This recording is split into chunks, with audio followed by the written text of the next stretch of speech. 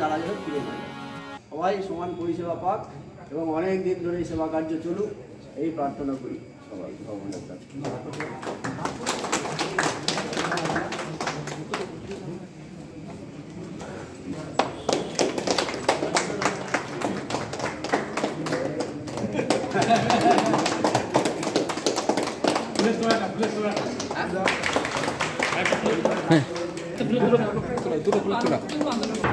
আপনাদের মটন হয় সেদিন অনুপ ছিল সেক্রেটারি মহারাজ। আমি মোটিভেটার ছিলাম সেদিন, কিন্তু অনুপ তো মিরাকল করে দেখালো, ঠাকুরের আশীর্বাদ দিল।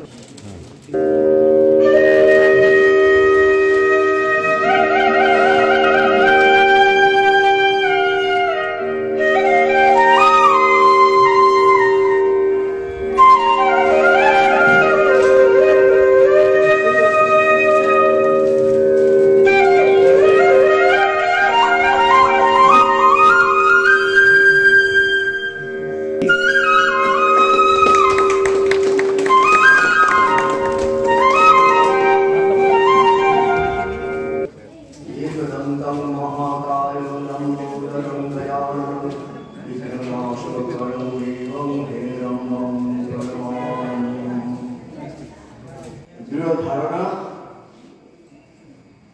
এবং আমরা আশা করব যে যে সমস্ত চিকিৎসার জন্য আমাদের পশ্চিমবঙ্গবাসী বাইরে বিশেষ করে চেন্নাই সাউথে দক্ষিণ দিকে যাচ্ছে, তারা সেই সমস্ত পরিষেবা এখানে পেয়ে তারা আর ওইদিকে তাদের যেতে হবে না এবং এখানেই তারা সেই চিকিৎসার পরিপূর্ণরূপে পাবে।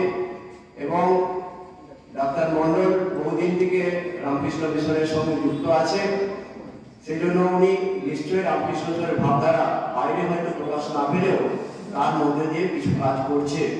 এবং এই সংস্থা, এই প্রতিষ্ঠানটি যে শুধু যাদের অর্থ আছে তাদেরই কাজে লাগবে এমন নয়, যাদের লোকবল বা অর্থবল নেই তারাও এখানে বিশেষভাবে উপকৃত হবে।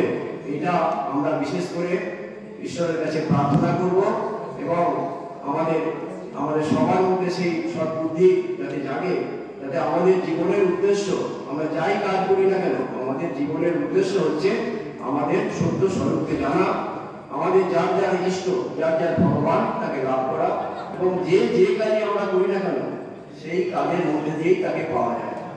আমি অর্থ উপার্জন করতে পারি, কিন্তু অর্থ উপার্জনের উদ্দেশ্য হচ্ছে জীবন ধারণ। অর্থ উপার্জনের উদ্দেশ্য আমাদের জীবনের উদ্দেশ্য নয়। অর্থ উপার্জন শুধু আমাদের শরীর ধারণের জন্য, সুখ সমৃদ্ধির জন্য।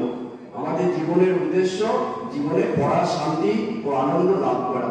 আর কিছু করতে পারবেন না, মিষ্টি কথায় যদি বুঝিয়ে বলেন সে মানুষটা শান্তি পাবে এবং ওখানেই আপনার ভগবানের সেবা হবে। প্রত্যেকটা মানুষের মধ্যে শুধু একটাই সত্য বস্তু আছে, সেটি হচ্ছে নিত্য বস্তু, তিনি ভগবান। আপনি আপনার স্বরূপ, আমি আমার স্বরূপ জানি না, কিন্তু আসলে আপনি ভগবান, ভগবানের এক প্রকাশ।